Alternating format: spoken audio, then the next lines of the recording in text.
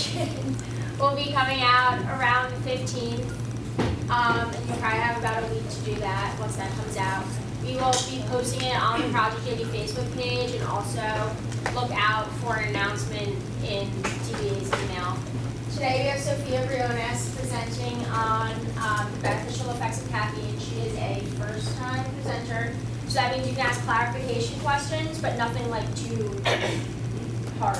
I think we can definitely up the questions on her. A little bit. Go for it. All right, here's Sofia.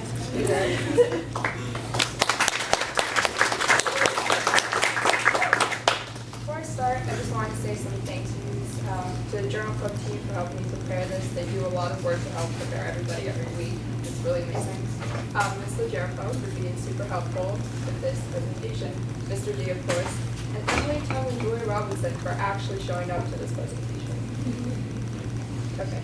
So my paper is called Post-Study Caffeine Administration Enhances Memory Consolidation in Humans. In simpler terms, that just means when you consume caffeine after studying, your memory increases.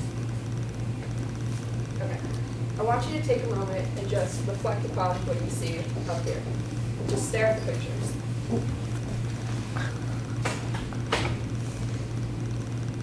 Everybody okay? Seen the pictures long enough?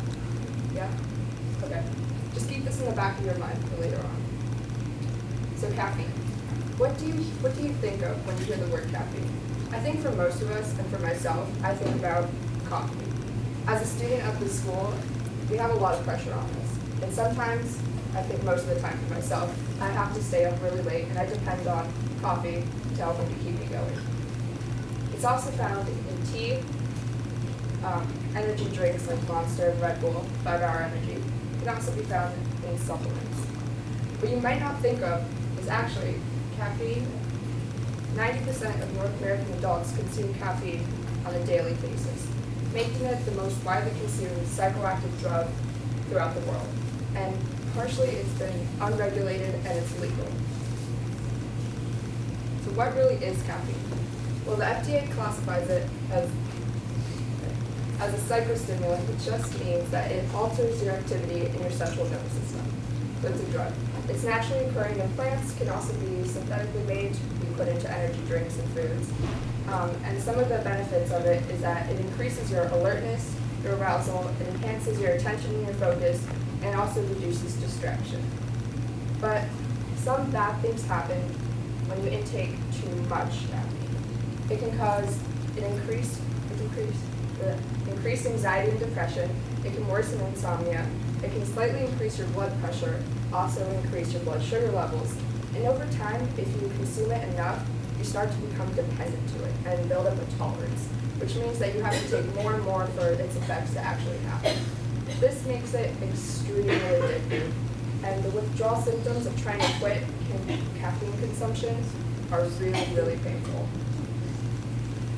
So, the second part of this presentation kind of has to do with memory, so we need to go over what memory really means. Memory is defined as a set of processes used to encode, store, and retrieve information over different periods of time. Basically, the first part, encoding, just means you're putting in information into your brain. Storage part just means you're retaining that information that you just put in. And retrieval means that you're able to remember the information that was previously stored. In simpler terms, you can think of it as typing into a Word document.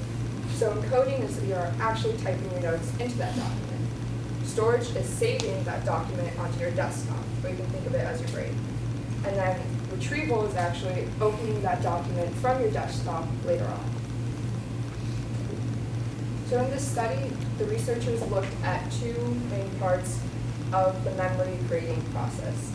One of them is called consolidation, and it's this part right here, and the other one is retrieval. We're mostly just concerned about consolidation. So when you're creating a memory, you can use your short-term storage or your long-term storage, which basically just means your short-term memory or your long-term memory. And what they were looking at a lot is this little part in the middle between your short-term memory and your long-term memory, called consolidation. So consolidation versus retrieval. Consolidation is just a process that involves gradually converting your memories from the short-term memory to your long-term memory, so actually holding on to them more. You can think of it as immediately strengthening the memory right after you create it. Retrieval is a different process by itself. It's just recalling information that you previously stored, either in your short-term or long-term memory. So that's just remembering. Oh, if you have any questions, you can just stop me anytime. So, before the study was conducted, a lot of other researchers had been interested in looking at the link between caffeine and your memory, except they had a few problems. So, they got a lot of inconsistent data from trying to do studies, mainly because they administered caffeine to their participants before learning. The reason why they got such inconsistent data was because it's kind of hard to distinguish the effects of caffeine specifically on your memory rather than the effects of caffeine on your overall body. So they weren't able to really tell what caffeine was doing just to your memory. So this brought up a question that our researchers want to answer. How can we distinguish caffeine's effects specifically on the memory from its other general effects? And they thought about doing something pretty simple, actually, that most people didn't think of doing. Okay. Now I want you to take a look at this slide and these pictures. I'm going to ask two questions. The first question is, what do you see on here that you've seen before? Can anybody tell me? Rubber duck? See a rubber duck? Okay. Anybody else? Yeah. The chapstick? Yeah. The second question I'm going to ask you is, what do you see up here that looks similar to something that you've seen before? Harry Potter now. Yeah. The other one? Yep. Dr. Kirkart? Slightly different clip art stacked books. Yes. So basically I'm going to classify what each of these images mean. So the first part are your targets. These are the pictures that I showed you on the first slide way in the beginning. The second part are called similar lines, which are just pictures that look like your targets that you've seen before. They're really similar to them, but they're not the same. And the last part are called foils. These are just basically random images that you haven't seen before, and they're completely different from the other ones. So what I just did with you, this little test, I guess, is what the researchers basically did to test to see if caffeine intake had changed our memory consolidation. So the test that the researchers did was actually taking about 160 participants and having them study a series of images of objects, just like I had to do at the beginning. Then immediately after, they were either administered 200 milligrams of caffeine or a placebo. Then a day later, they came back and they were tested on their ability to recognize the images that they'd either seen before and classify them. So the researchers mainly were just wanted to look at what if there was a change between the caffeine group or the placebo group in terms of recognition and identification and classification of the images that were shown on the second day. So at first we didn't see much. What these graphs are basically telling us, the first one is called targets, and this is just the ability of the caffeine group or the placebo group to categorize the targets that they were seeing as either old, so being stuff that they'd seen before, new, stuff that they hadn't seen before, and similar, the ones that look like the old ones. They did the same thing with the foils, and the results were pretty standard. There wasn't anything statistically important between the two. So basically just there was no difference in response to targets or foils between the caffeine or the placebo group. So kind of boring. But then they saw something interesting. What they saw in terms of classifying the similar lures, the pictures that look like the pictures that they'd seen before, they saw that the caffeine group was able to better correctly identify the items as similar instead of old. So if you look at these two bars here, the bar in white means your caffeine group and the bar in gray is your placebo group. And basically it's just saying that the caffeine group had a better ability to identify the similar lures as similar. Now, in simpler terms, when both groups were approached with this new picture, This was the picture they'd seen before. But when they were shown this picture, the placebo group said, oh, I've seen that image before. It's the one I was shown yesterday. But actually, it wasn't. It's just a similar alert. So what the caffeine group was able to say is, oh, I know, the one on the left is similar, but it's not the same as the one I've seen before. So they were able to distinguish this is a different duck, it's not the same one, while the placebo group thought it was the same one. Any questions? So then the researchers were really happy about this data, but then they thought, wait a minute, what if caffeine is actually just affecting our retrieval instead of our consolidation? You want to remember that consolidation is when you're strengthening your memory from short term to long term. Our retrieval is just going back and remembering it. They want to make sure that it was actually just affecting consolidation over retrieval. So what they did is that they conducted a similar test to the first one, but it's called a delayed manipulation. So they had their regular two groups from the first study, a placebo group and a caffeine group, and that was administered their caffeine immediately after they studied. Then they had a third group that was actually administered that caffeine 24 hours after they studied, so like an hour before everybody was supposed to take the test. And what they saw was that between the delayed caffeine group, I don't know what I'm pointing, between the delayed caffeine group and the placebo group, there wasn't a change in the ability to identify the images. So that just means that in terms of caffeine affecting our ability to remember and recall information, it wasn't affecting it at all. And rather, 24 hours, sorry, latest 24 hours. yeah, later 24 hours. So like, they were the later group was administered caffeine like an hour before they were supposed to take the test. So they're just seeing if the caffeine would have an effect on our ability to remember the information from before.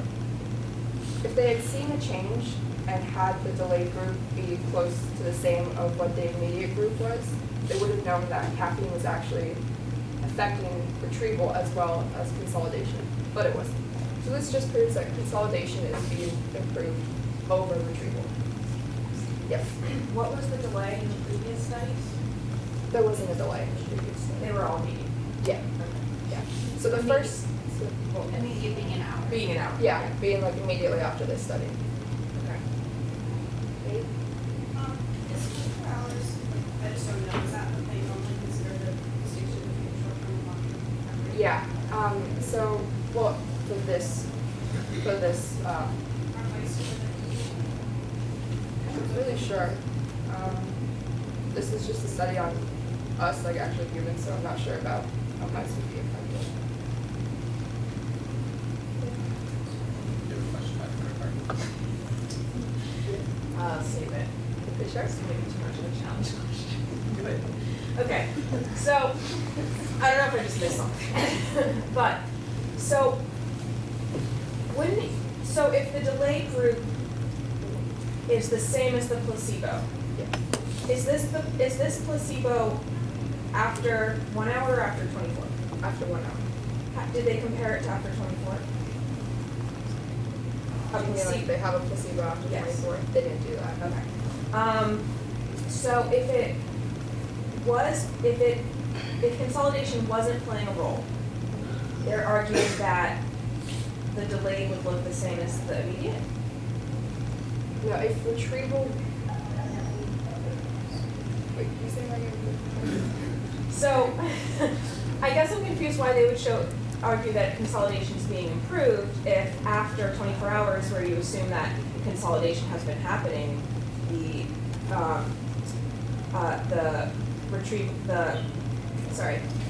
success rate goes back down to the placebo.